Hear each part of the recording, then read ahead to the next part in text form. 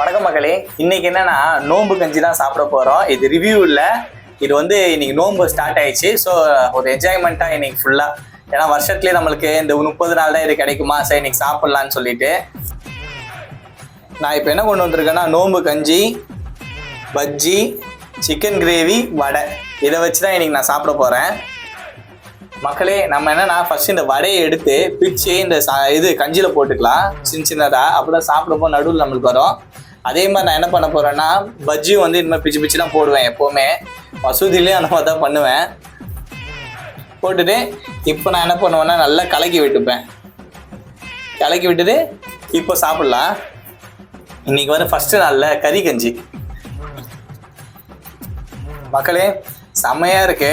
இப்போ chicken gravy வேறு இருக்குது, ஸோ அதை வச்சு சாப்பிட்றேன். மக்களே சிக்கனோட செம்மையாக இருக்குது. உள்ள வர வடை பஜ்ஜியெல்லாம் இருக்கா, சூப்பராக இருக்குது.